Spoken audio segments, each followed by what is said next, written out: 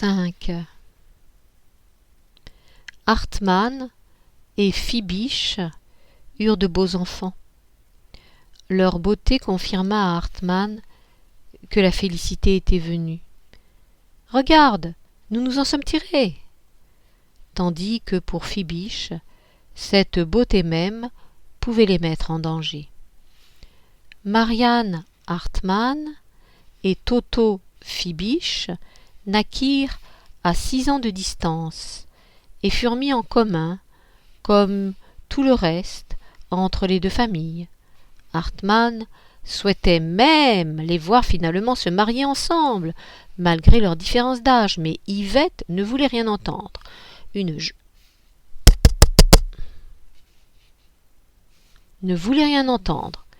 jeune fille a besoin d'un homme plus âgé qu'elle, déclara-t-elle fermement.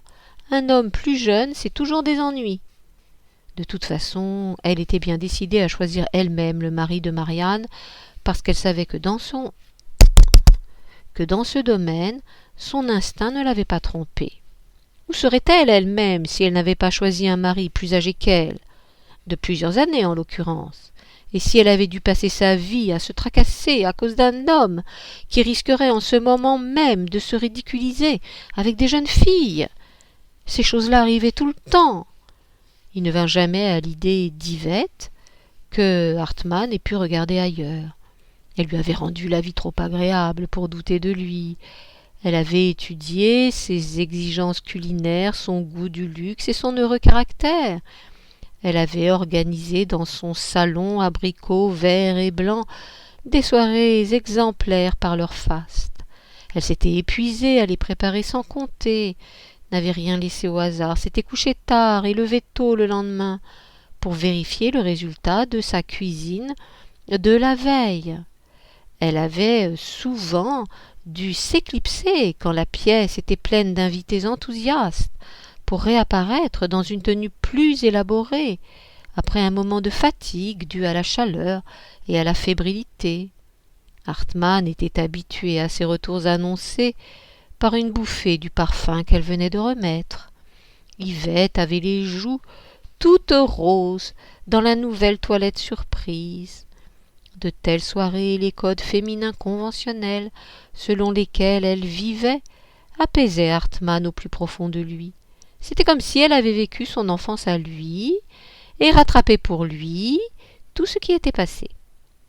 La grossesse d'Yvette fut pour lui la preuve définitive qu'elle était l'épouse idéale, même si dans sa jeunesse, il ne l'avait pas vraiment aimée. C'est le jour où, en rentrant, il la vit étendue sur un sofa, ses chevilles fines un peu gonflées, le visage inquiet et distant, qu'il fut ému par elle. Il comprit qu'elle avait peur.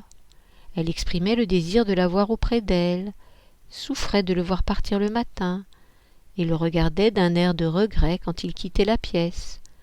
La jeune fille sûre d'elle, et pas très maligne, qui l'avait d'abord intrigué, le touchait à présent, bien que sa joie fût telle à l'idée d'avoir un enfant qu'il ne voyait pas ce qu'elle pouvait craindre.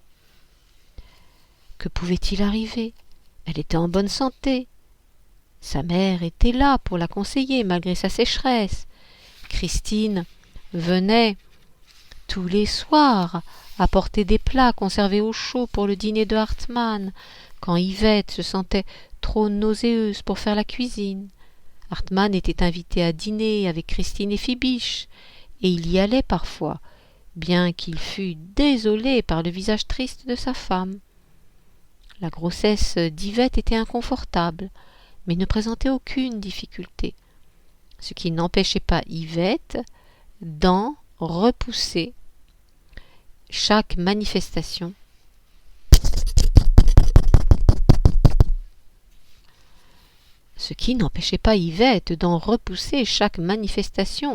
avec des cris de frayeur. Elle n'éprouva aucune joie la première fois qu'elle sentit le bébé bouger. Elle se rua sur le téléphone pour sommer Christine de venir, accusa sa mère d'être sans cœur parce qu'elle ne pleurait pas avec elle. Finalement, son volume la déprima tellement qu'elle ne quitta plus son lit malgré les encouragements de tous. C'était moins sa condition que sa silhouette qui la préoccupait. Elle était terrorisée à l'idée de ne jamais retrouver son corps magnifique. Les frayeurs de sa grossesse se soldèrent par un immense soulagement quand l'enfant fut là et elle fut une mère compétente et sans faiblesse. Encore une fois, elle se révélait parfaite. Elle semblait décidée à ce que le bébé se débrouille le plus vite possible, qu'il ne s'attarde pas dans l'enfance, qu'il ne se complaise pas dans la dépendance ou l'impuissance, mais qu'au contraire il grandisse pour ressembler à Yvette et devenir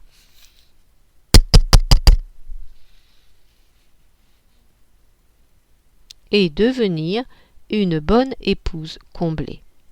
Pendant ce temps, Hartmann ne supportait pas de voir s'écouler un seul jour de sa vie, de la vie de sa fille. Pendant ce temps, Hartmann ne supportait pas de voir s'écouler un seul jour de la vie de sa fille. Il voulait la garder petite et sans défense le plus longtemps possible. Il était émerveillé en extase devant ses mains de velours, la beauté de la plante de ses pieds parfaits.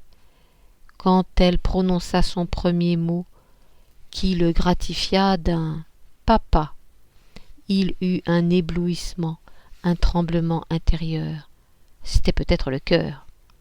Définitivement réduit en esclavage, soumis, subjugué, il se précipitait au milieu de la nuit, croyant l'avoir entendue pleurer, en réalité pour la contempler encore une fois. « Dors, Hartmann, disait Yvette, tu vas la gâter. » C'était naturellement ce qu'il rêvait de faire, la garder pour lui, marquer sa vie, et qu'elle marque la sienne. Elle était la préférée, et il voulait être le préféré, être choisi à jamais pour survivre à tous les autres, quel que fût le moment où il se présenterait. Il déposa de l'argent à son nom. Ainsi, pensa-t-il, elle n'aura pas besoin de se marier si elle n'en a pas envie. Progressivement, il s'habitua à elle et retrouva ses habitudes de plaisir raffinées. L'enfant était bien élevé, un peu solennel. Il surprenait parfois sur son visage quelque chose de l'expression de sa mère quand il l'avait connue. Un regard sérieux et absent qui attend. Toujours impeccable, elle avait les manies de sa mère, ne supportait pas une robe froissée et tendait les mains pour qu'on les lui lave. Sa grand-mère l'examina, se déclara satisfaite et partit pour le midi de la France. Ce certificat de viabilité rassura Hartmann, tout comme le savoir-faire surprenant d'Yvette. L'ordre et la docilité régnaient.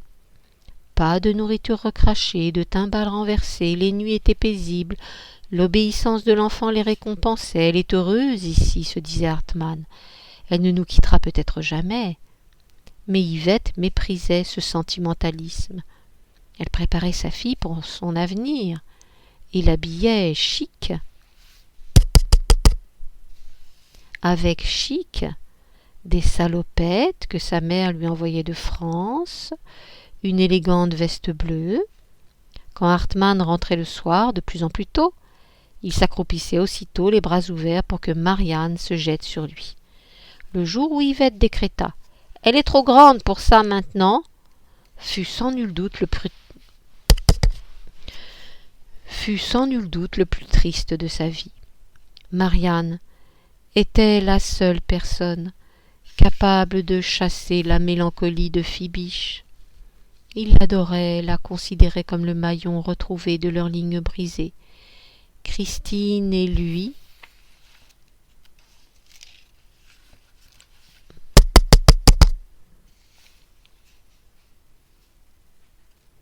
Marianne était la seule personne capable de chasser la mélancolie de Fibiche. Il l'adorait, la considérait comme le maillon retrouvé de leur ligne brisée. Christine et lui commettaient toutes les bassesses pour pouvoir s'occuper d'elle le soir, en offrant à Hartmann les billets de théâtre, ou pour s'en emparer l'après-midi, quand Yvette éprouvait le besoin d'aller faire des achats. Parfois le dimanche, ils déjeunaient tous ensemble tous ensemble.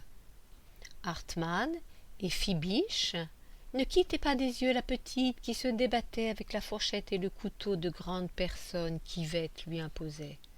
Un jour, elle lui dit « Oncle Fibiche, je suis à moitié française. »« Ah bon ?» répondit-il d'un air sérieux. « Quelle moitié ?» Il lui pinça gentiment les joues l'une après l'autre. « Cette moitié ou cette moitié ?»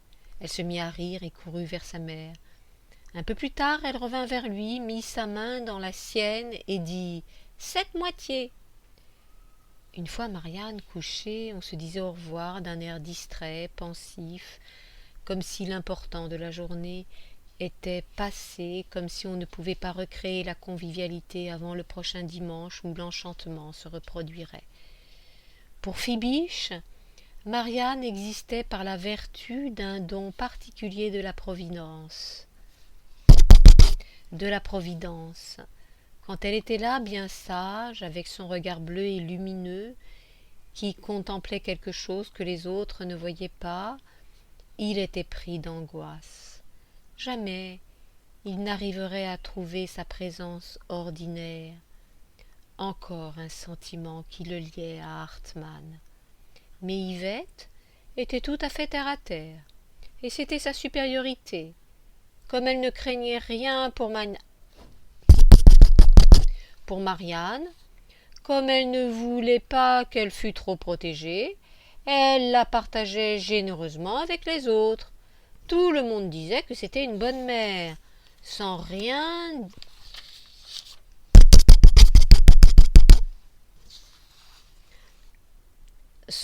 dire à personne. Elle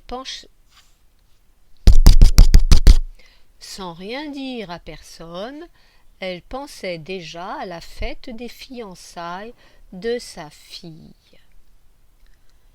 Quand Fibiche et Christine rentraient chez eux un dimanche soir comme celui-là, ils étaient songeurs.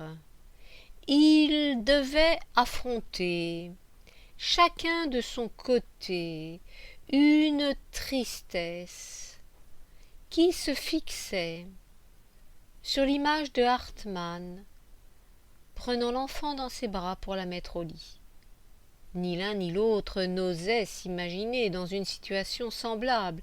Ils se jugeaient incapables d'un tel bonheur, non pas par un fait du hasard, mais par disposition. L'énergie nécessaire pour instaurer pour eux-mêmes de telles conditions leur avait été refusée. Ils ne blâmaient personne, ni l'autre, ni eux-mêmes. Ils étaient trop modestes pour cela. Chacun savait instinctivement qu'ils étaient nés stériles, brûlés, comme le figuier de la Bible, qui ne pouvait donner aucun fruit. Avec la passivité particulière qui leur était commune, ils ne voyaient aucun remède, pas même celui évident de l'intention. Les ombres de leur passé s'amassaient autour d'eux comme des nuages lourds. Christine allait et venait dans la cuisine sans un mot et apportait sur un plateau des sandwichs et une bouteille de vin. Ni l'un ni l'autre ne parlait de leur chagrin commun. Des soirées comme celle-là étaient inévitablement silencieuses. Aussi, quand Christine, après 8 ans de mariage, un jour, qu'elle était assise nonchalamment dans son salon bleu, se fit dire, sur un ton de reproche par Yvette, qui avait retrouvé sa silhouette légendaire, qu'elle était en train de s'empâter, elle ne fit pas le rapprochement qui allait de soi. C'était une femme forte. Il avait bien fallu qu'elle le fût. Et elle n'avait jamais accordé d'attention aux variations de son corps. Ce corps qu'elle jugeait de peu d'importance. C'est Yvette qui la questionna et lui annonça triomphalement la nouvelle inespérée. Une visite chez le médecin confirma qu'elle était enceinte de 3 mois. Quand elle le dit à Fibiche, il resta incrédule. « Tu es sûre ?» bégaya-t-il. Tu es sûr? Puis il ajouta: Cela que cela m'arrive à moi? C'est à moi que cela arrive, répondit-elle en souriant. Elle n'était plus irritée par les préoccupations intérieures de Fibiche. Sa grossesse se passa sans histoire. Christine resta calme pendant toute sa durée. Elle était possédée d'une force intérieure, signe du souffle divin. L'après-midi, elle allait se promener consciencieusement et entrait de temps en temps à Westminster Abbey pour rendre grâce à ce Dieu auquel elle n'avait jamais cru. Il faut remercier qui de droit, se disait-elle, car pour elle, ce ne pouvait être qu'un miracle. Elle négligeait un peu Fibiche. Le désir de lui plaire, qui avait toujours guidé ses actes, s'émoussait. Pour la première fois de sa vie, elle se trouvait une certaine importance. La petite fille importune, qu'elle avait si bien connue, avait fait des progrès. Christine ne s'attardait plus à regarder les enfants, les bébés dans leur landau. Elle savait que le sien serait mieux. Elle était prise d'un sentiment de gloriole, et elle allait s'en souvenir par la suite à l'heure des bilans. Elle ne devait jamais se pardonner cette confiance, tellement contraire à sa nature, tellement dangereuse dans ses conséquences. Elle essaya de se façonner sur le modèle d'Yvette, à qui aucune forme d'assurance n'était étrangère. Hartmann remarqua sa transformation et l'approuva. En fait, tous les quatre rayonnaient d'approbation. Christine s'offrait le luxe de critiquer Fibiche. Elle l'envoya chez un coiffeur chic qui mit de l'ordre dans sa chevelure romantique. Lui, en homme heureux, accepta cela comme un signe de normalité, faisant partie de sa transformation.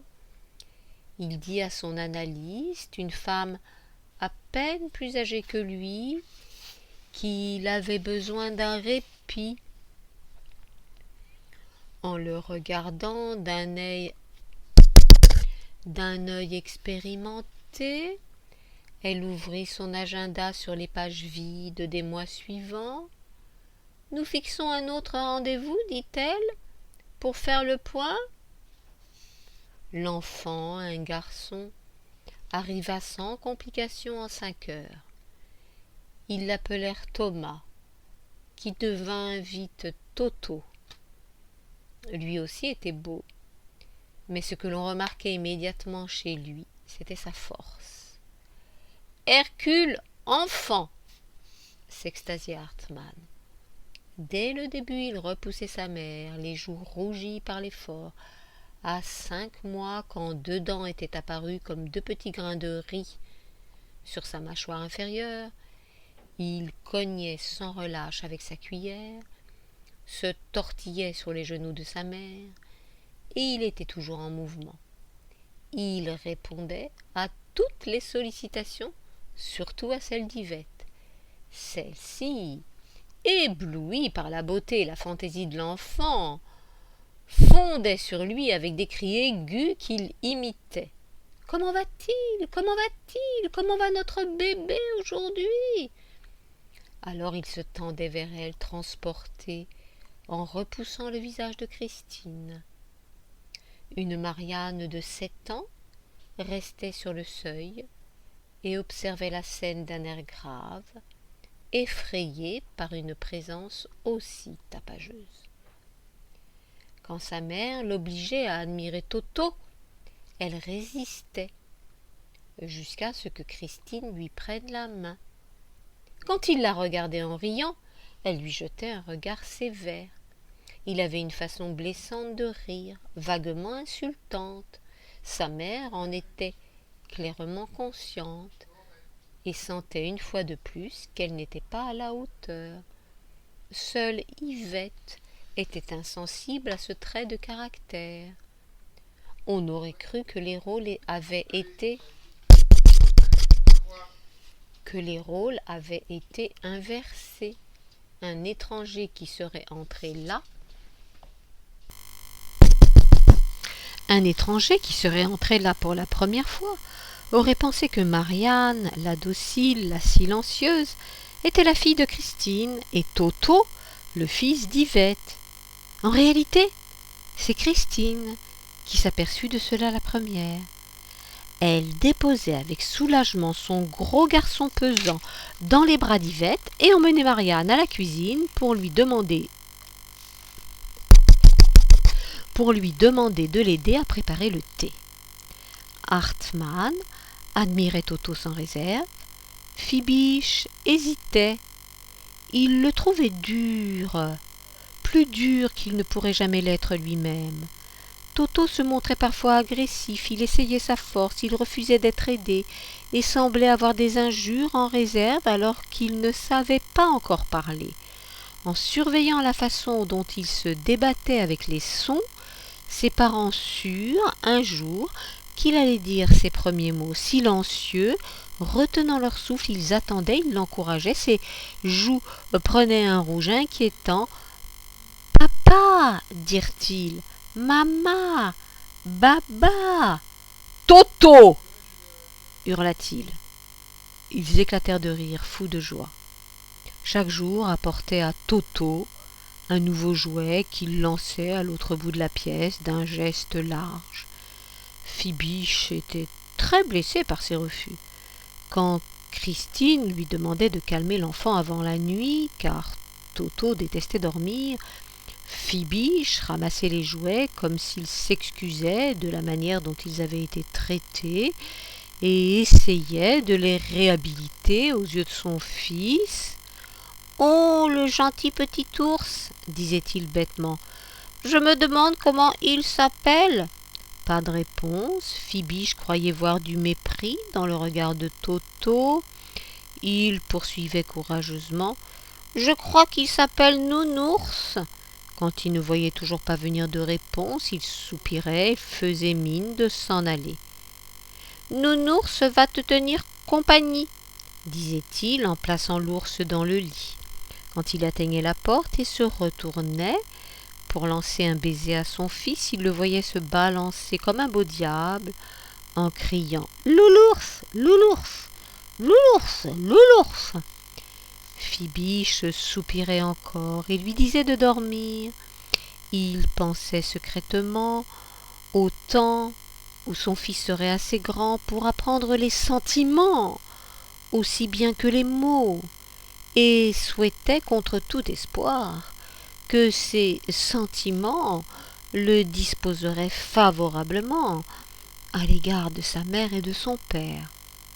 Fibiche était suffisamment sage pour savoir que le désir est infini et sa réalisation est limitée, que tout foyer, tout mariage et même tout enfant pouvait ne pas correspondre à l'image qu'il s'en était faite, et que, dans les meilleurs moments, il risquait d'être surpris par un sentiment de désarroi ou de désillusion.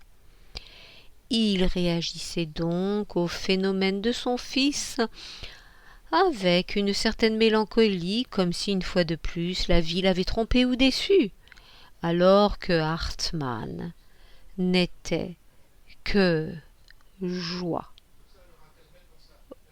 Complètement débarrassé du mirage d'une autre vie possible, à moins qu'il ait eu la chance de ne jamais connaître ce mirage. Fibiche, lui, ressentait devant la vie dans laquelle il était engagé désormais une résignation dont la peur n'était pas totalement absente. C'est tout, se disait-il, et en même temps il s'avouait que c'était trop pour lui. Il ne s'attendait pas à un tel bouleversement, à une telle aliénation. Et voilà qu'au moment où il avait admis une transformation, où il s'était habitué à un foyer qu'il pouvait construire lui-même, un foyer qui n'existait pas avant lui et où, de surcroît, il avait épousé une femme qu'il s'était auparavant choisie, il se trouvait confronté à un fils qu'il ne pouvait pas comprendre et dont l'existence lui était étrangère. C'était encore plus déconcertant que les 2 premiers changements qui, après tout, avaient été provoqués en partie, ou du moins facilités par la volonté d'autrui. Avec Toto se présentait une besogne à laquelle il n'était pas préparé et devant laquelle il était démuni. Innocent et soumis, il se sentait bien plus enfant que Toto, chez qui il discernait les prémices d'une immense volonté, encore indéterminée mais d'une autorité impressionnante. Certes, Toto possédait la solide santé et l'énergie sans borne qui lui avait été refusée, mais de cela on ne pouvait que se réjouir. Ce que Fibiche ressentait chez Toto et qui le perturbait, c'était qu'il était inaccessible. Il ne se comprendrait jamais, se disait-il. Or, pouvait-il vraiment s'aimer sans se comprendre?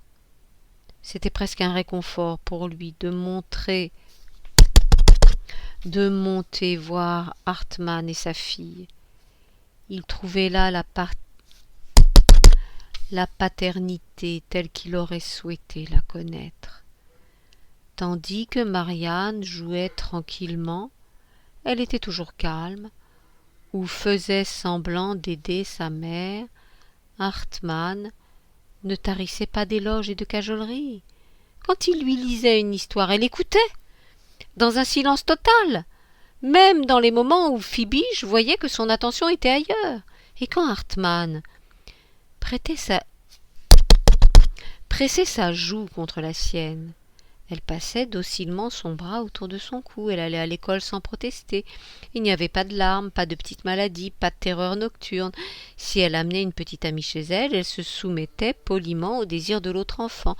Elle était plutôt passive, et sa mère essayait en vain de provoquer chez elle des activités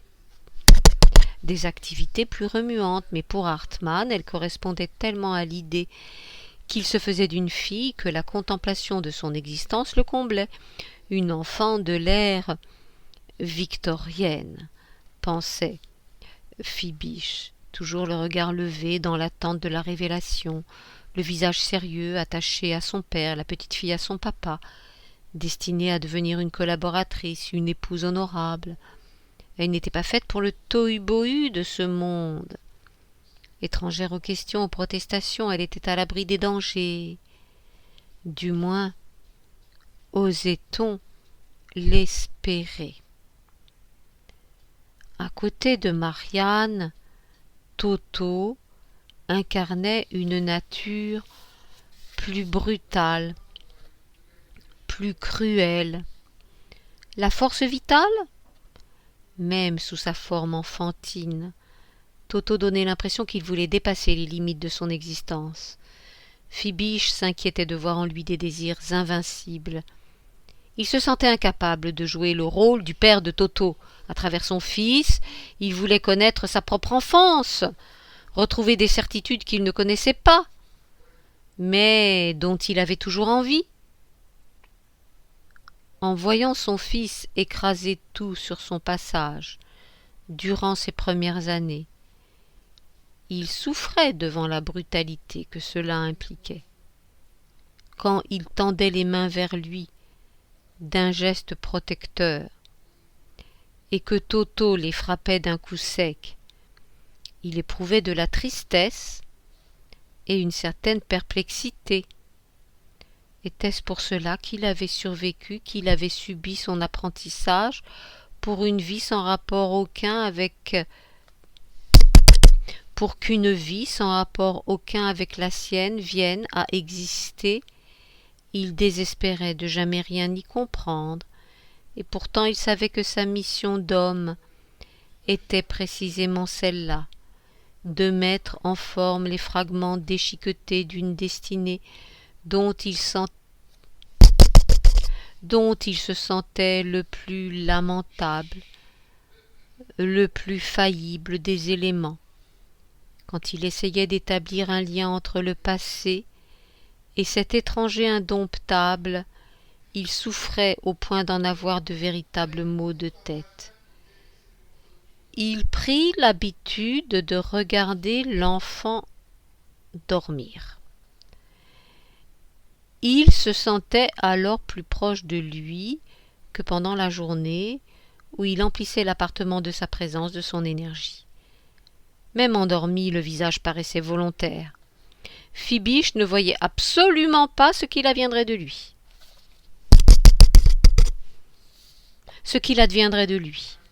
L'enfant ne prenait de ses parents que ce qui assurait sa subsistance, nourriture, vêtements, chaleur.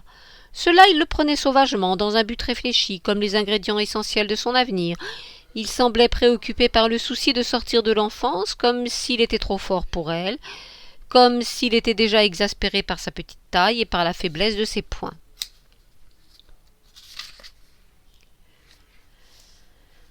Ce qui intimidait le plus Fibiche, c'était son absence de retenue.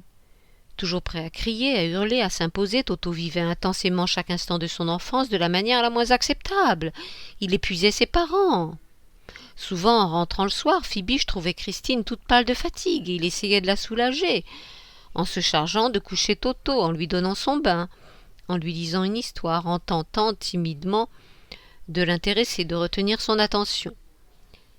Quand il en avait assez de la littérature enfantine recommandée pour la classe d'âge de Toto, il lui lisait de la poésie. C'était le seul moment où Toto se sentait momentanément tranquille, hypnotisé par le rythme des vers auxquels il se laissait aller, avec un regard grave, bien qu'il n'ait pas pu y comprendre un mot. « Encore !» criait-il. « Encore !» Quand le pèlerinage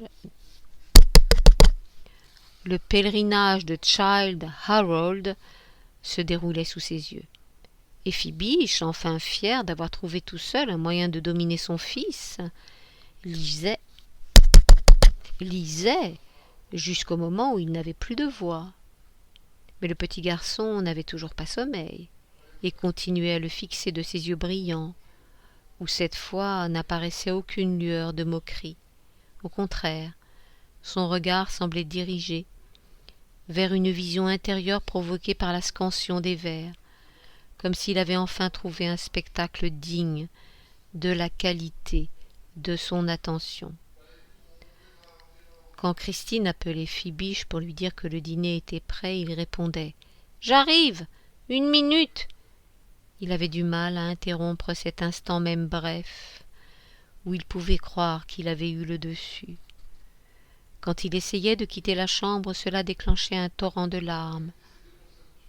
Toto se tordait dans son lit, désespéré, dépossédé, comme si on lui ôtait la source de sa croissance future. Toto se réveillait souvent la nuit, et seule une nouvelle séance de lecture pouvait le faire taire. Mais alors, à bout de force, il écoutait l'œil vitreux, le pouce dans la bouche. Très vite, ils furent tous épuisés. Fibiche se mit à envisager une éventualité à laquelle il n'aurait jamais pensé avant. Il fallait peut-être envoyer Toto en pension.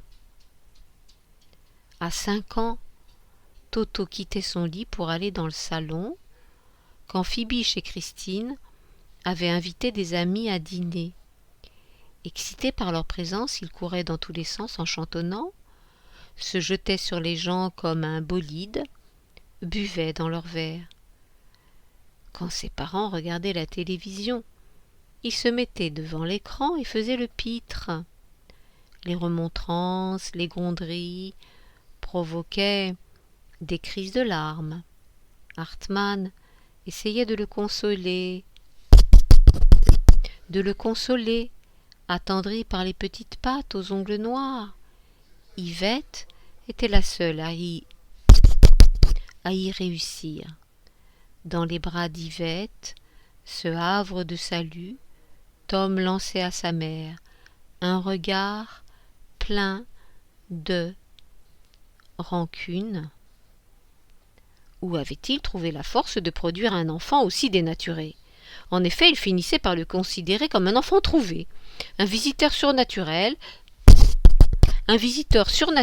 qui ne leur apprenait rien sur leur être profond. C'était presque comme si, au lieu d'être récompensés, ils se voyaient punis de leur faiblesse. Ils se sentaient obscurément dans leur tort. Christine en particulier s'alarmait de l'antipathie qu'elle inspirait à son fils, et elle était forcée d'admettre qu'elle commençait à éprouver un sentiment du même ordre, de l'aversion. Fibiche était plus partagé, il adorait l'enfant, il adorait sa force brutale, cet instinct qu'il n'avait jamais connu, mais il pensait que ce fils risquait de mal tourner s'il n'était pas dressé. Alors, en dépit de sa propre expérience, il décida à contre-cœur de l'inscrire dans un collège célèbre. Cette décision le bouleversa jusqu'au fond de l'âme. Il éprouva un sentiment de trahison. Il est vrai qu'à 10 ans, Toto commençait à dépasser leurs forces. Christine surtout avait de multiples occasions de se rappeler son ancienne assurance, sa désinvolture, sa belle indifférence. Malgré le ressentiment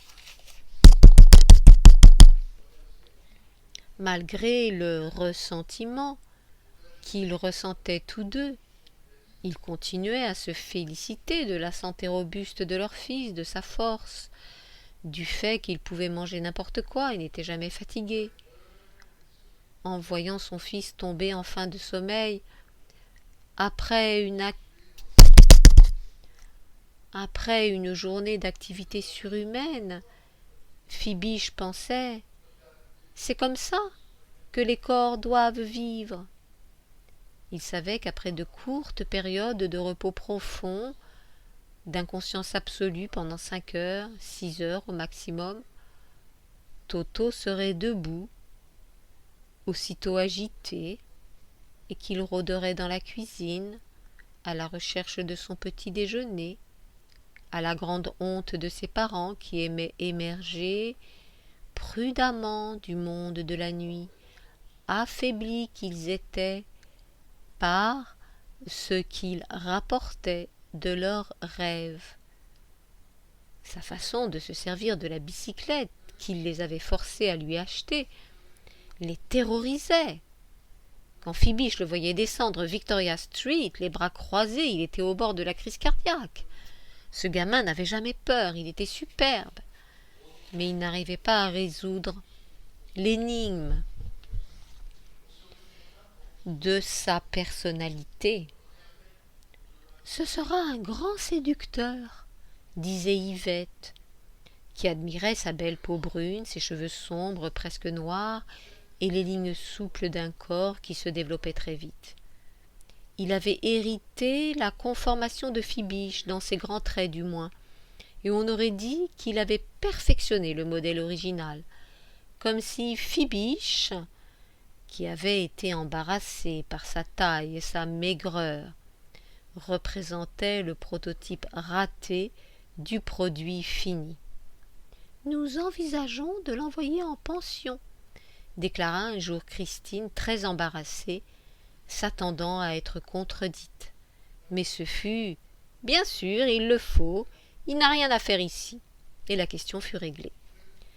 Comme à son habitude, Fibiche consulta Hartmann, qui donna son accord avec un haussement d'épaules.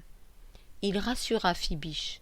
« Il n'est pas comme nous étions, c'est un costaud, et de toute façon la situation est différente. » Des fantômes se réveillèrent un court instant. « C'est important qu'il se fasse des amis, » dit Fibiche, comme pour s'excuser. Il est vrai que le seul autre enfant qu'il connaissait bien était Marianne, et qu'elle n'avait pas l'air de beaucoup aimer Toto. Elle redoutait ses mains rudes sur ses cheveux. Aucun des parents ne savait qu'un jour, il avait essayé de la pousser contre une fenêtre.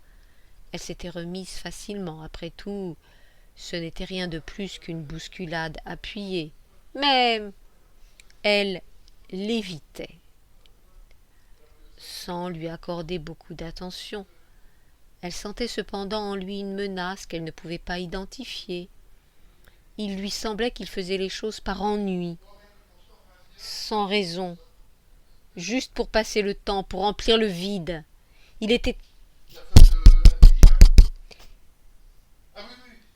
était perpétuellement disposé à agir de manière improvisée et elle se méfiait. Elle se le reprochait, autant qu'à Toto. Elle se savait un peu peureuse, effacée, trop tranquille et trop passive. Pour mériter l'approbation sincère de sa mère, elle se sentait parfois plus à son aise avec Christine, qui ne la forçait pas à être différente de ce qu'elle était. Elle préférait cependant aller la voir quand elle savait que Toto n'était pas là. Le jour où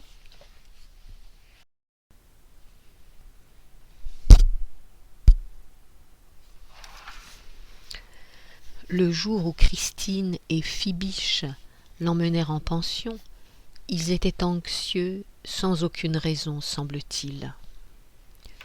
Toto les quitta en courant dès qu'il put décemment le faire. Il ne pouvait savoir qu'il avait honte d'eux, honte surtout de leurs cheveux gris, comme si ceci indiquait qu'ils n'étaient pas des parents normaux, qu'ils avaient commis l'indécence de se livrer en secret à des activités réservées aux êtres jeunes et beaux. Sa sexualité s'était éveillée très tôt, il le sentait.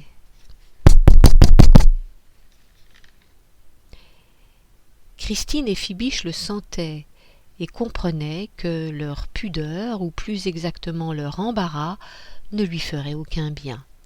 Ils espéraient qu'il leur reviendrait dompté et civilisé, un petit gentleman, comme se disait secrètement Phibiche. C'était son expression d'approbation préférée. Il n'aurait jamais employé quelqu'un qu'il ne considérât pas comme un petit gentleman. Ils le remirent à des esprits plus forts qu'eux avec un sentiment de soulagement.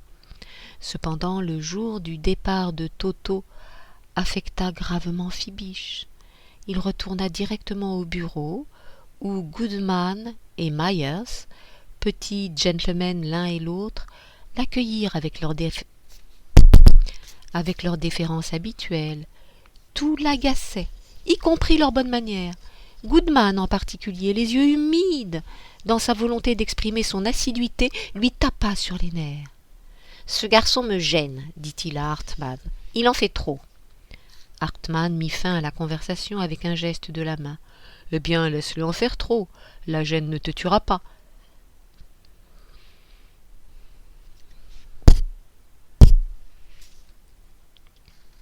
Phibiche quitta le bureau tard et rentra dans un appartement étrangement vide, sans remarquer, ou en essayant de ne pas remarquer que Christine avait pleuré. Il s'efforça d'adopter une attitude ferme et de se convaincre que tout allait bien, mais cette nuit-là, il fit un rêve inquiétant. Il rêva qu'il regardait par la fenêtre leur bout de jardin et voyait avec horreur une énorme tour en construction à 2 pas de lui. Cette tour, une création vaguement brueggelesque,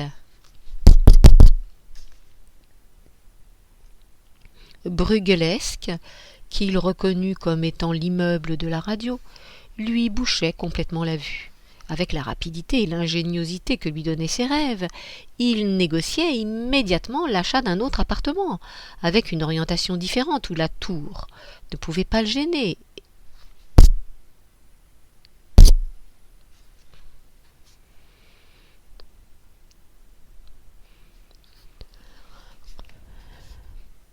Où on ne pouvait même pas l'apercevoir à l'horizon, mais au moment où il s'accoudait à la fenêtre d'un geste de propriétaire pour contempler le nouveau paysage, il voyait avec horreur que la vue était précisément celle que l'on avait de l'appartement de Campen Gardens, et que lui-même, réduit à la taille d'un petit garçon de 10 ans, était redevenu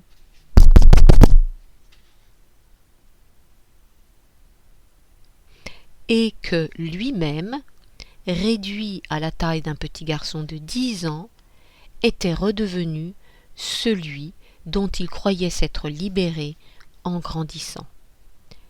Il prit ce rêve pour un présage, sans comprendre immédiatement lequel. Il recommença à s'observer, à noter ses progrès et même à tenir un journal de ses rêves. C'était comme si, en envoyant son fils en pension, il était revenu dans la machine à remonter le temps. Christine le remarqua, mais elle était si triste qu'elle ne dit rien. 6.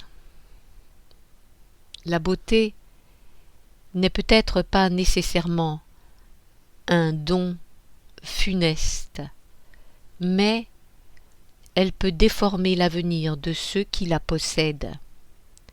Les femmes qui ont été belles dans leur jeunesse ont été habituées à une position de domination qui s'obtient difficilement dans d'autres domaines.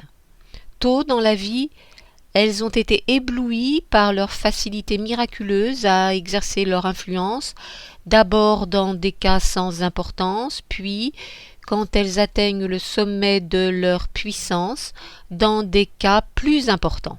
Ensuite, quand leur beauté décline, et avec elle leur pouvoir et leur influence, elles restent déconcertées et finalement inconsolables.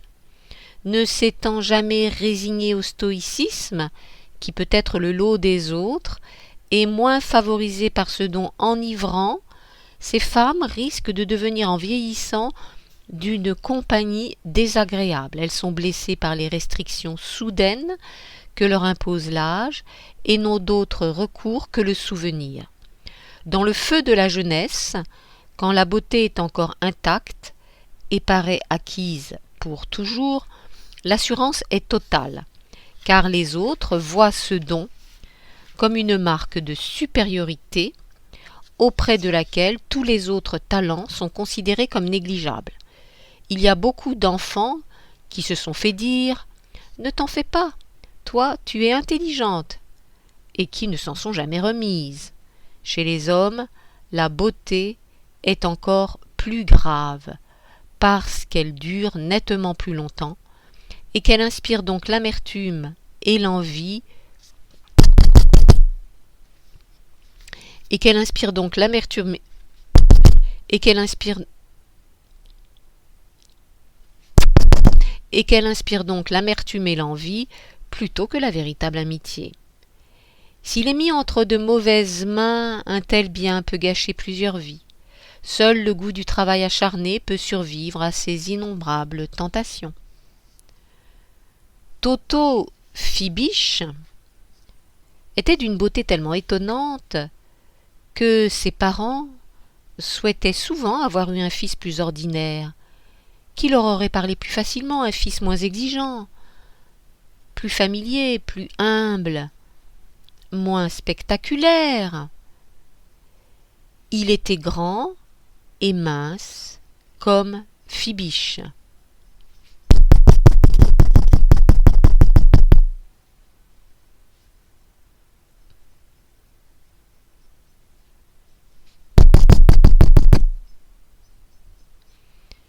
Il était grand et mince comme Fibiche. Il avait les cheveux bruns comme sa mère dans sa jeunesse, et les mêmes yeux qu'elle avait toujours magnifiques. Quant à sa belle peau brune qui lui donnait un air d'éternel été, il n'arrivait pas à savoir d'où elle lui venait.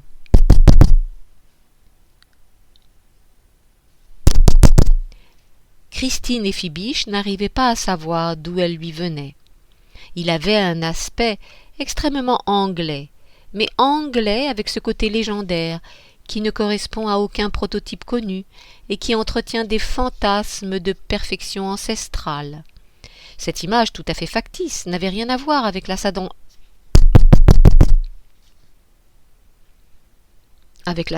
réelle de Toto, et cette rupture étonnait Fibiche, qui en éprouvait à la fois du plaisir et du regret.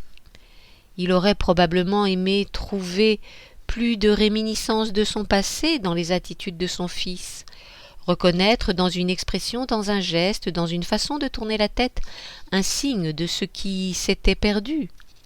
En même temps, il était follement heureux de ne trouver chez Toto aucun écho de ce qu'il avait été lui-même, et dont il se souvenait comme d'un personnage qui se traînait misérablement, toujours courbé sous le poids de l'angoisse, toujours chargé d'un sac à provisions dans les rues en pente de West Hampstead.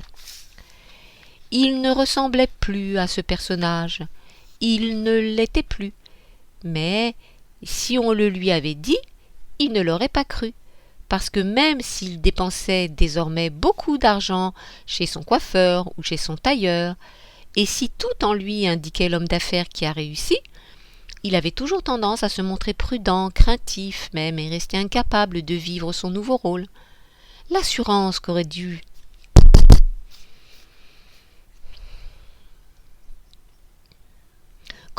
lui conférer une telle transformation lui échappait sans cesse. Il soupçonnait son fils de le mépriser, de détester notamment ses éternels mouvements nerveux de la tête, ses lèvres serrées, ses hésitations. Pour son fils, il le savait, il ne serait jamais un héros. Chose curieuse, le plus beau cadeau qu'il aurait pu faire à Toto aurait été une forme semblable de mépris, masquée sous de l'amusement ou sous un air de plus grande expérience. De cette façon, le respect aurait pu s'instaurer.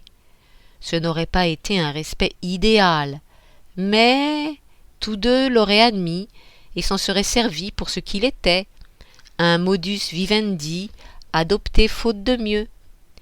Fibiche languissait, broyait du noir, affolé d'être chargé d'un tel trésor, inapte à le guider, et il éprouvait à chaque instant le sentiment que dans les choses importantes de la vie, sauf toutefois en matière de survie, son fils l'avait déjà dépassé. Christine entretenait elle aussi des sentiments confus à l'égard de son fils. Elle sentait surtout qu'elle allait le perdre, parce que lorsque Toto entra à Oxford, il devint évident qu'il ne reviendrait à la maison qu'en visiteur, à titre temporaire. Outre la perte physique de la présence de ce garçon, elle se souvenait de la façon dont il l'avait repoussée, étant petit, et elle se forçait à admettre qu'elle ne lui était guère utile. Il avait toujours eu une excellente santé, un appétit facile, et tandis que son père s'était occupé de lui avec dévouement pendant ses rares maladies d'enfance, elle était restée en retrait, sachant que ses cheveux gris l'offensaient, sachant aussi que ses soins maternels auraient dû forcer une réserve devenue habituelle. Elle croyait nécessaire de traiter son fils avec une certaine cérémonie. De sa part, pensait-elle, une démonstration d'affection aurait été indiscrète, déplacée, presque une faute de goût. Contrairement à Fibiche, elle savait que Toto avait décidé de se passer de ses parents dès qu'il en serait physiquement et financièrement capable. Elle se disait que si Fibiche l'avait su, il n'aurait peut-être pas mis aussi généreusement autant d'argent à sa disposition. Elle voyait là l'orgueil éperdu de Fibiche, à l'idée que son fils était devenu un spécimen aussi splendide. Fibiche succombait en cela au pouvoir de la beauté, comme si c'était un autel, devant lequel il ne pouvait que payer tribut. La seule personne pour laquelle Toto semblait avoir une véritable affection était Yvette, peut-être parce qu'ils avaient tous deux un sens aigu de leur importance.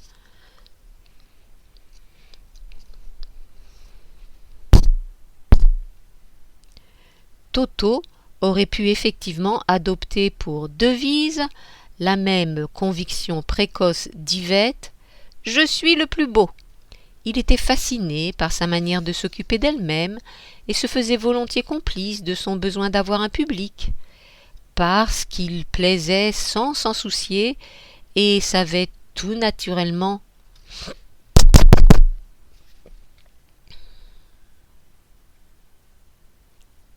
d'avoir un public, parce qu'il plaisait sans s'en soucier et savait tout naturellement s'y prendre avec les femmes. Il lui tenait compagnie pendant des heures. Quand il était petit, il adorait la contempler à sa coiffeuse, quand elle appliquait sur ses pommettes un rose délicat et un trait nacré sur ses lèvres minces. Il l'observait transporté quand elle touchait les perles à son cou, en regardant son reflet d'un œil critique, mais aussi comme si elle était devant un public nombreux. Il l'observait transporté quand elle touchait les perles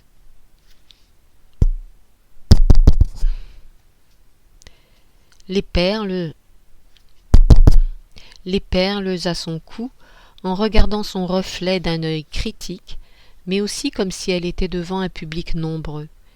Et comme ce n'était pas une fascination, enfantine, elle s'accrut avec les années. Quand la peau d'Yvette devint plus fragile et moins éclatante, il remarqua le moment où il fallut la rehausser artificiellement. Il voyait les rides et les plis du cou sous les perles, les épaules qui s'affaissaient et épaississaient. En constatant ce phénomène,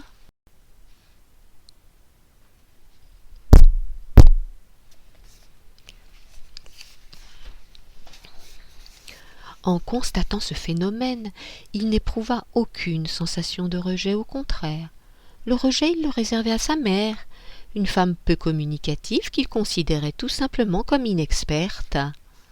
Ce goût intense pour les femmes, plus exactement pour la femme moitié gourmande et moitié coquette, n'avait aucun rapport avec le portrait de l'Anglais auquel Toto ressemblait tellement. Il renvoyait à une ascendance plus lointaine et à une époque où les hommes avaient le droit d'assister aux préparatifs des femmes pour la journée. Yvette aimait cela. Elle ne voyait rien d'incongru dans les attentions de Toto. La sexualité instinctive lui était tellement étrangère qu'elle trouvait tout à fait naturel qu'une occupation qui l'absorbait et l'amusait toujours pût présenter le même intérêt pour quelqu'un d'autre. « Je le comprends, » disait-elle tandis que Christine exprimait ses doutes. « Nous nous ressemblons beaucoup par certains côtés. » Elle disait vrai et pourtant elle ne savait pas. Elle ne devait jamais savoir à quel point ils se ressemblaient. Non que Toto fût le moins du monde efféminé, c'était plus subtil. Son attirance pour le raffinement des femmes, alliée à sa beauté exceptionnelle, faisait de lui un amalgame plus complexe que les jeunes hommes de son âge. Tout petit, il avait aimé fourrer son nez dans le cou d'Yvette, pour respirer avec volupté le mélange de parfums qui se dégageait de son corps tiède. Il n'y avait rien non plus d'équivoque entre eux. Ils étaient comme deux comédiens, d'une même troupe, qui bavardent dans les loges, conscients de leur expression corporelle, comme l'exige leur profession. Ils se regardaient tous les deux dans la glace d'Yvette, désireux de se montrer au mieux de leur avantage parce que leur vie en dépendait. Chez lui, Toto défendait jalousement sa beauté. Il ne laissait jamais sa mère le voir nu et se détournait brutalement si elle essayait de l'observer. « Laisse-moi, maman », disait-il, comme si elle l'exaspérait.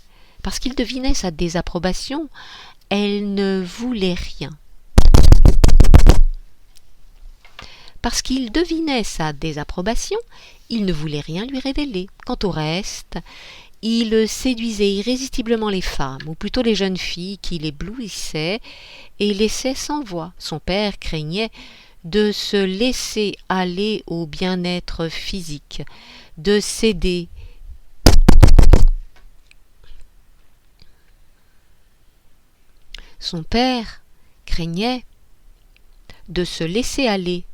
au bien-être physique, de céder à ses élans les plus primitifs, et donc les plus dangereux.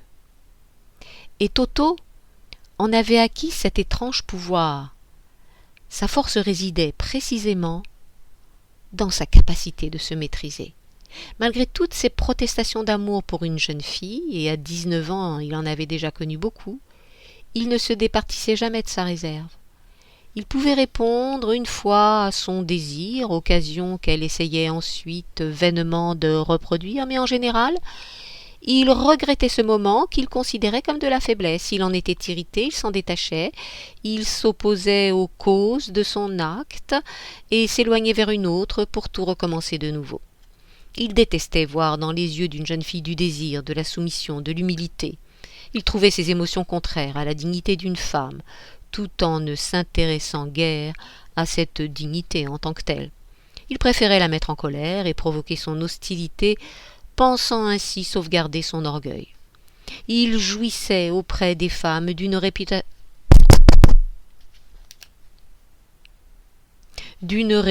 considérable et donc flatteuse, alors que ce qu'il faisait ressemblait à du gâchis. Il laissait des traces troublantes, inquiétantes. Toutes celles qu'il avait choisi d'aimer étaient forcées de se demander « Pourquoi l'ai-je perdu ? Qu'est-ce que j'ai fait de mal ?»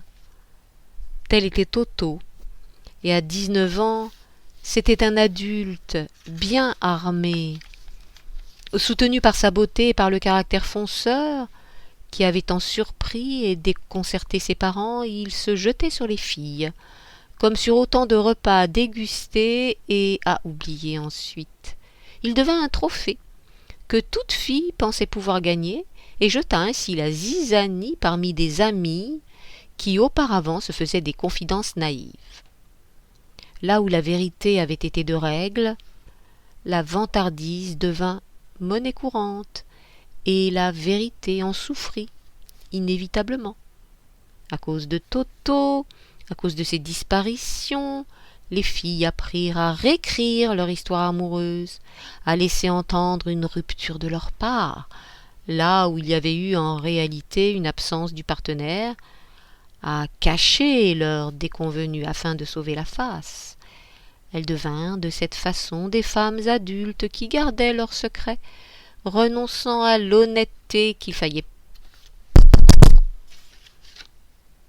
payer trop cher et qu'elles ne pouvaient s'autoriser que lorsque les circonstances garantissaient le secret éternel, autrement dit rarement.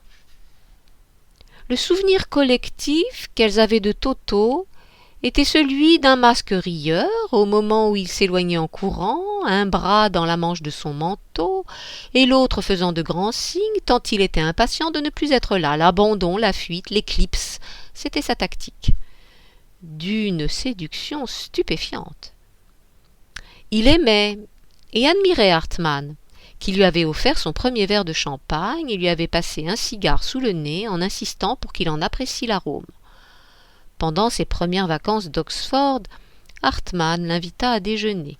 Hartmann avait le don, que Fibiche n'eut jamais, de trouver la vie amusante. Sa bonhomie s'altérait rarement.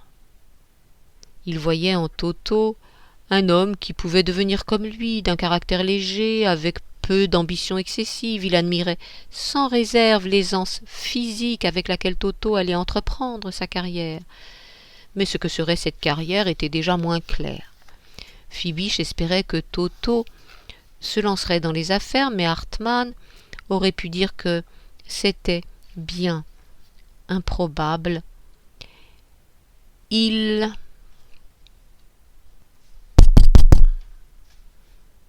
Hartmann et Fibiche conservaient un bon souvenir du jour où Toto, à 12 ans, avait aidé au bureau pendant un jour de vacances et avait été récompensé par une rémunération substantielle. C'était l'époque de Noël et outre les primes qu'ils versaient toujours à leurs employés, Hartmann et Fibiche avaient succombé à une excitation inhabituelle pour organiser une fête de Noël. Le travail de Toto consista alors à commander le nécessaire pour la fête. Il avait déjà des goûts raffinés pour son âge, et il avisa un camarade de collège dont la sœur cuisinait pour des chefs d'entreprise dans un restaurant privé de la cité. Il reçut des félicitations proportionnelles aux frais. Hartmann et Fibiche, fiers de la convivialité du petit, ne calculèrent pas le coût de l'opération. Cette tâche fut laissée au comptable Roger Myers. On invita les épouses et les maris, et tous furent charmés par la vivacité de Toto. À la fin, parmi les débris de la fête, Fibiche, heureux pour une fois, voulut prendre son fils dans ses bras. « S'il te plaît, papa, » dit Toto, « ces choses-là ne sont pas bonnes pour mon image. » Plus tard dans la soirée, il permit à son père de le féliciter encore une fois, mais toute cette histoire l'ennuyait déjà. Il eut la gentillesse de supporter l'admiration excessive de Fibiche, mais peu après il alla à une autre fête, chez l'ami, dont la sœur avait fourni le buffet. « Je pensais qu'il serait fatigué, » dit Fibiche décontenancé. « Une fête par jour, ce n'est pas suffisant ?» «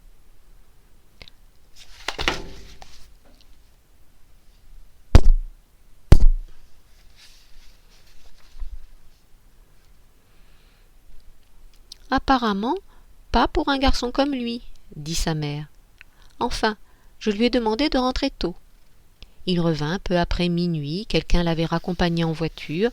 Fibiche et Christine, en robe de chambre, se retirèrent instinctivement avant qu'il ne les voie. Tous pensaient que la carrière de Toto était un sujet qu'il valait mieux laisser à Hartmann, qui eut l'idée de ce déjeuner pour aborder la question. Ce n'était pas tout à fait du goût de Hartmann, il préférait déjeuner seul. Pour lui, le déjeuner était un intervalle de sérénité pendant lequel il ne fallait pas parler de choses sérieuses. C'est bien pour cela qu'il déjeunait toujours seul. Et Toto, qui était présent à Oxford, semblait s'être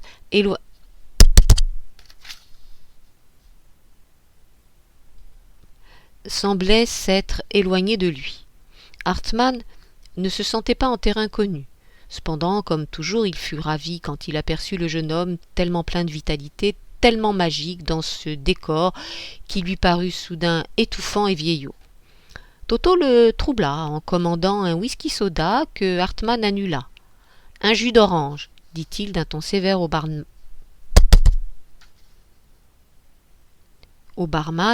qui attendait avec son plateau. Toto, qui étudiait le menu, n'eut pas un regard pour lui. « Je prendrai un filet de bœuf avec des champignons, des brocolis et des frites, » dit-il en prenant tranquillement le verre. « Un filet de bœuf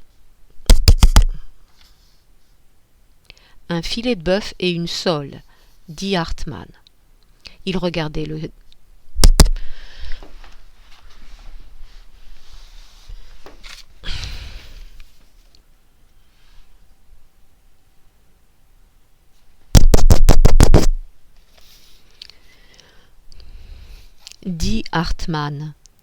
Il regardait le garçon manger, il avait retrouvé son calme, aucun égarement grave ne pouvait venir de la part de quelqu'un doté d'un tel appétit, pensa-t-il. La jeunesse, se dit-il d'un air songeur, bien qu'il ne se fût jamais beaucoup inquiété. Oh là!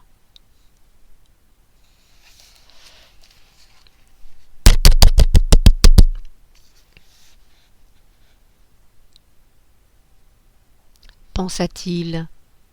La jeunesse, se dit-il d'un air songeur, bien qu'il ne se fût jamais beaucoup inquiété de la sienne.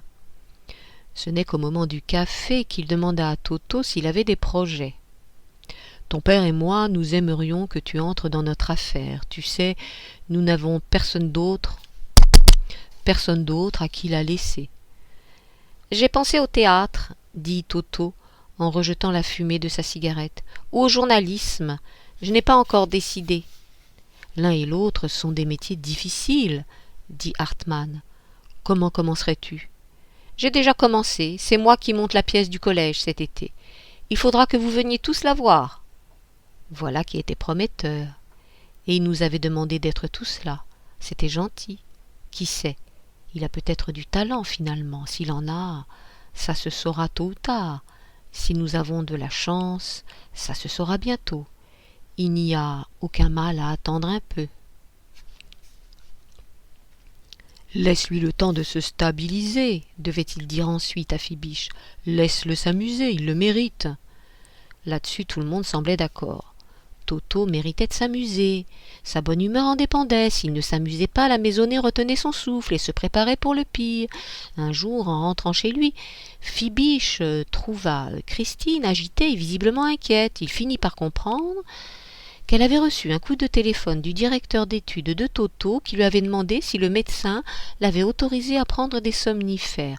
Toto avait manqué plusieurs cours parce qu'il dormait encore à 10 heures du matin. « Des somnifères !» cria Fibiche en se prenant la tête dans les mains. « Il prend des somnifères ! Pourquoi ?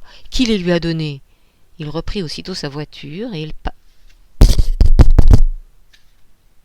partit pour Oxford où il arriva à 9h30 le soir. 9h30 du soir. Il trouva son fils étendu, comme le poète Chatterton, sur la banquette d'une embrasure de fenêtre. « Calme-toi, papa, dit Toto d'un ton las. J'ai déjà assez de problèmes avec la pièce et le reste. Tu es tout pâle, dit Fibiche inquiet. Tu as mangé ? Je mangerai quelque chose plus tard, répondit Toto avec la même lassitude. On frappa à la porte. Quand Toto eut répondu, une jeune fille entra. « Salut, Jane !» dit Toto en se redressant vivement. Ses joues retrouvaient leur couleur. « Mon père !» ajouta-t-il. « Jane !»« Bonsoir, monsieur. »« Bonsoir, monsieur !» dit poliment la jeune fille qui tenait à faire bonne impression. « Serez-vous des nôtres ? Nous allons prendre un verre avec des amis. »« Je pensais que nous pourrions peut-être dîner. » Fibiche était désemparé, mais l'amabilité de la jeune fille la rassurait. Une vraie petite lady, pensa-t-il. Mais certainement,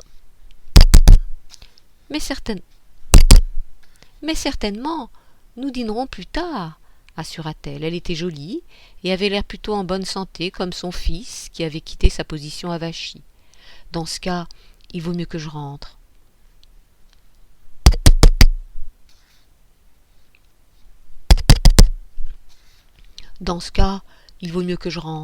Puis-je me laver les mains ?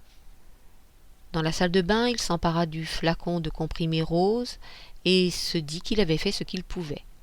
Il retourna à Londres, l'estomac creux. Quand il arriva chez lui, Christine était déjà couchée. Dans la cuisine, elle avait laissé 2 sandwichs au poulet entre 2 assiettes. Fibiche les dévora et souffrit toute la nuit d'indigestion. « Tu te fais une montagne de rien du tout, » dit Hartmann. « Qu'est-ce que c'est que quelques cachets ? J'en prends tous les soirs. Ça ne m'a jamais fait de mal. Laisse-le tranquille, Fibiche. Il finira par se calmer, crois-moi. » Mais l'âge viril de Toto ressemblait si peu à ce que Fibiche avait connu qu'il présentait pour lui des difficultés et des dangers inouïs, avec la dépression,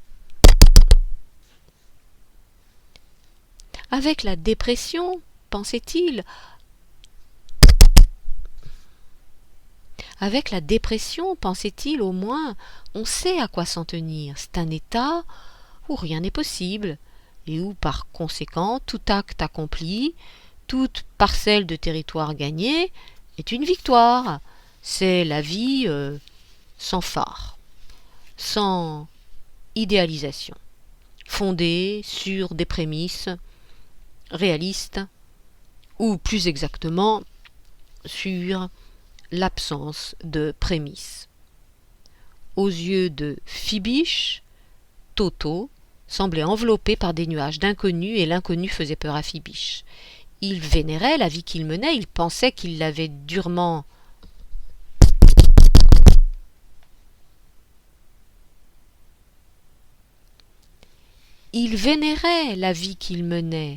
il pensait qu'il l'avait durement gagnée et qu'elle restait précaire. Il se disait parfois qu'il se serait contenté de moins, d'une petite boutique quelconque, peut-être d'un de ces magasins de photocopie. Il avait souvent observé les jeunes employés qui brassaient et disposaient les rames de papier, et il pensait avec une certaine malhonnêteté qu'il lui aurait suffi de faire cela toute la journée et de rentrer le soir dans une petite maison de banlieue. Il sentait que Christine aurait aimé cela, elle aussi. Au lieu de quoi, il était lié à la force écrasante de Hartmann et à l'opulence qui en découlait, mal à l'aise dans cet univers simpliste. Pour Christine, Toto était source d'insatisfaction inavouée qui se traduisait chez elle par une baisse générale de son moral qui, dans les meilleurs cas, n'était jamais très élevée. Elle avait honte de la façon dont son fils blessait sa dignité. Il la considérait visiblement comme une présence trop anodine dans sa vie pour s'en préoccuper. C'était son fils, et non son mari, qui lui donnait la sensation de ne pas être la femme qu'il fallait. Toto, de son côté,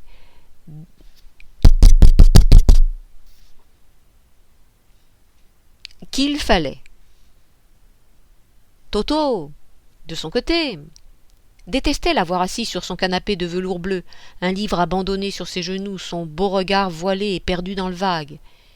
Il y avait un malaise entre eux, parce que Toto lui-même devinait que si l'occasion se présentait, elle pourrait être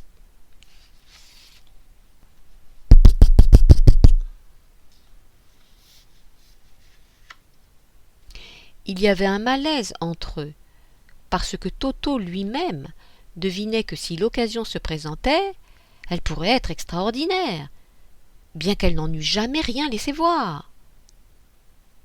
Il sentait sa désapprobation, sans pouvoir se décider à chercher par tous les moyens à ce qu'elle l'approuve. C'était contre ses principes de se faire remarquer de cette façon parce qu'il était habitué à attirer automatiquement l'attention.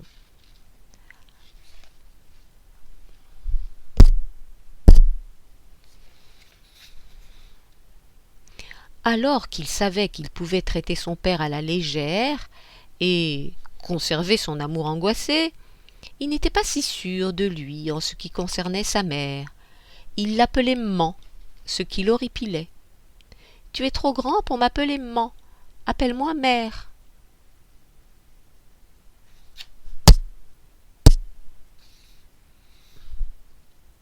« D'accord, maman, je veux dire mère. » À la suite de cette admonestation, consciemment ou non, il l'appela man.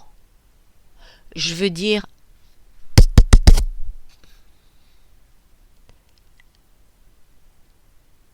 consciemment ou non, il l'appela man, je veux dire mère, ajoutait-il en se corrigeant. Il l'évitait autant que possible, sentant chez elle une tristesse ou peut-être une déception qui, pensait-il, n'avait rien à voir avec lui. Il n'avait pas tout à fait tort.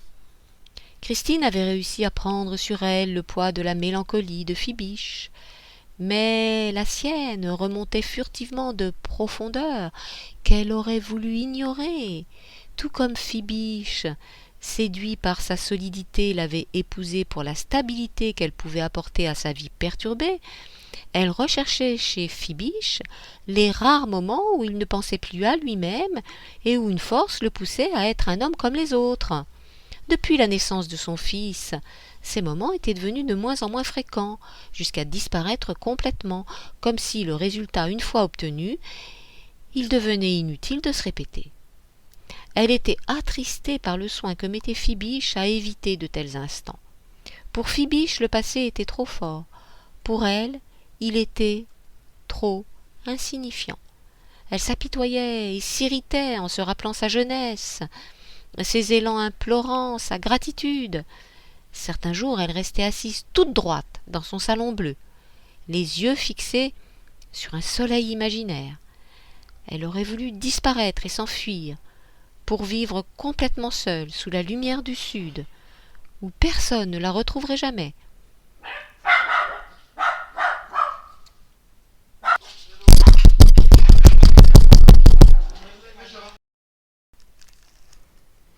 où personne ne la retrouverait jamais. Elle ne laisserait pas derrière elle des ambitions déçues, puisqu'elle n'avait jamais rien éprouvé qui fût digne de ce nom, mais le simulacre laborieux du personnage, auquel elle avait eu tant de mal à se conformer. Elle désirait tout abandonner pour une conduite qui annulerait tout ce qu'elle avait toujours été. Elle réfléchissait intérieurement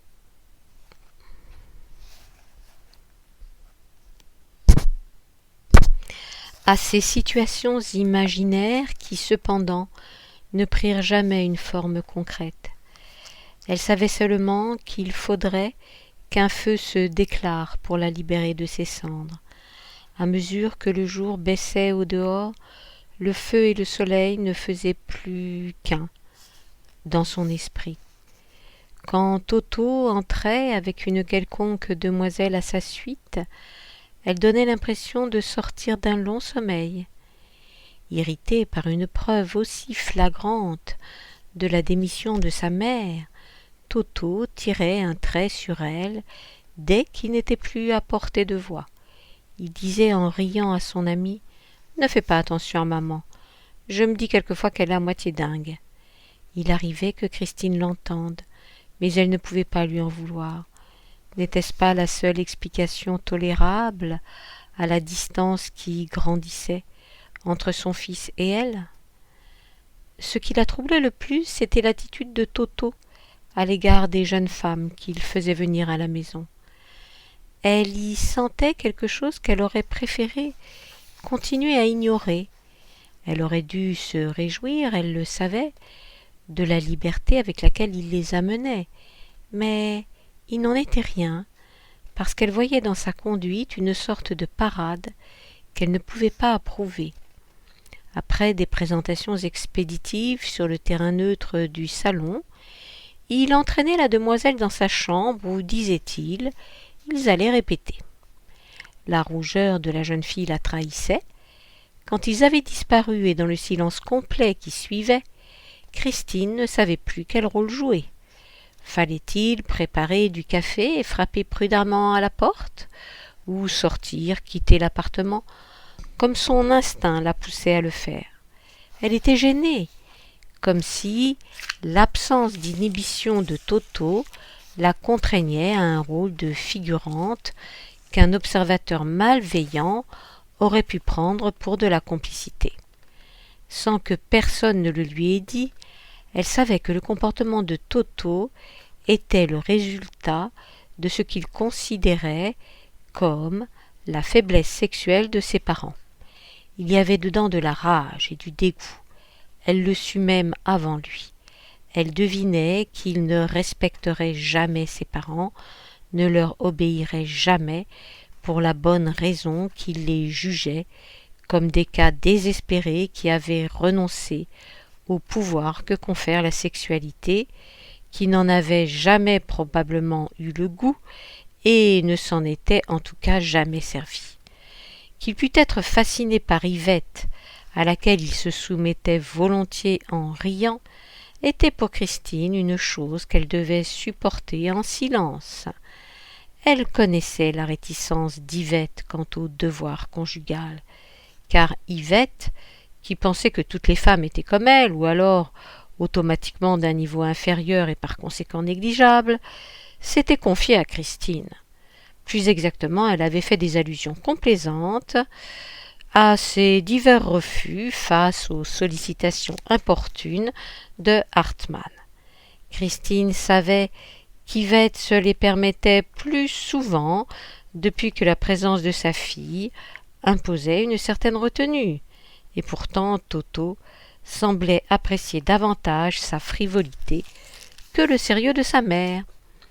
Toto aurait pu expliquer cela s'il en avait été davantage conscient, mais il allait le verrouiller pendant plusieurs années, jusqu'à ce que le temps et les circonstances le forcent à le reconnaître. S'il en avait été capable, il aurait peut-être dit qu'il avait horreur de la profondeur, bien qu'il sût en réalité que c'était une question dont il fallait qu'il s'occupe un jour. À cette étape de sa vie, il aurait peut-être dit qu'il adorait la surface des choses et aussi l'apparence, la satisfaction facile, ce qui se fait remarquer, ce qui frappe. Il avait de l'estime pour l'amour de soi, l'amour qui ne trahit jamais, et il voyait dans le narcissisme d'Yvette la validation du sien. À 20 ans, 21 ans, Toto voyait le monde comme un immense pêle-mêle de surfaces sur lesquelles il pouvait imprimer sa marque. Au début de sa dernière année à Oxford, il jouissait déjà d'une réputation enviable. Il n'assistait pratiquement jamais aux cours ni aux conférences, et malgré son goût pour la poésie et la langue anglaise, ses professeurs prédisaient qu'il aurait de la chance d'obtenir les notes minimales.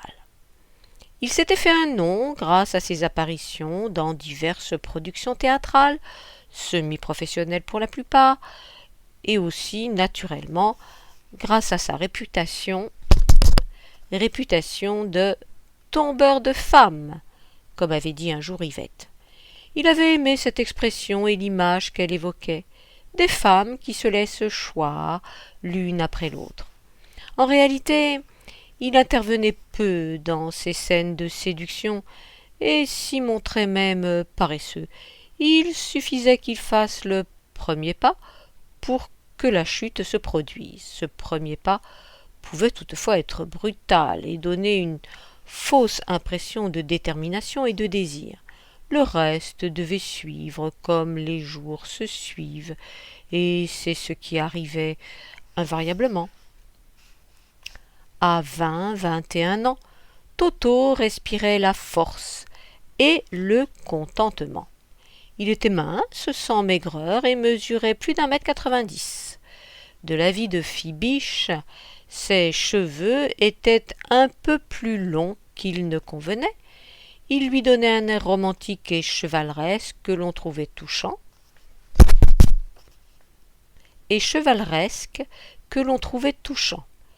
Il continuait à passer une partie de ses vacances à la maison, mais ses parents savaient qu'ils ne pouvaient pas espérer le garder encore très longtemps. De fait, la perspective de son départ inévitable rendait Christine plus indulgente à l'égard de son fils, tandis que Fibiche espérait chaque jour qu'il n'en serait jamais question. Toto n'avait encore rien décidé à propos de son avenir, parce qu'il était enclin à penser qu'il n'y avait aucune raison de s'inquiéter. Il s'arrangerait toujours grâce à ses relations. Il est vrai qu'il s'était fait apparemment beaucoup d'amis. Il allait si souvent passer quelques jours chez eux que chaque fois Christine mettait des fleurs fraîches dans sa chambre pour lui souhaiter la bienvenue à son retour. Car il y avait chez Toto quelque chose qui poussait les femmes et même sa mère à rechercher son affection, l'honneur de son approbation. Cette mère, qui avait toujours des réserves sur le caractère de son fils, était forcée de reconnaître qu'il pouvait devenir terriblement facile à aimer. 7. Marianne avait un aspect frileux qui semblait la destiner à l'indulgence et à la protection masculine. C'était une page blanche sur laquelle un homme pouvait écrire son nom. À 18 ans, elle ressemblait à une jeune fille de Trollope, son auteur préféré, modeste, convenable, obéissante. Elle était même un peu pieuse et paraissait trouver la paix et le réconfort dans les préceptes compliqués de la vieille religion, qui n'était même pas un souvenir pour Hartmann et Fibiche. On ne savait trop que faire d'elle, car elle n'avait ni ambition ni curiosité, et semblait satisfaite de la compagnie de sa mère et de Christine, ignorant les jeunes hommes que son père faisait venir à la maison. Silencieuse, effacée, ce qui n'était pas naturel chez une jeune femme aussi douée. Elle exaspérait parfois Yvette par sa passivité, sans toutefois manquer d'assurance. Cette assurance lui venait, comme autrefois à Yvette, de son apparence. Elle était attirante, bien qu'elle n'eût pas tenu les promesses de sa beauté d'enfant. Les yeux bleus et les cheveux bruns n'avaient pas changé, mais le nez s'était un peu élargi et la bouche était lourde, au contour mal défini, légèrement protubérante. Elle avait le plus souvent une expression lointaine, concentrée, un air distrait et inaccessible qui déconcertait. C'était un visage de chatte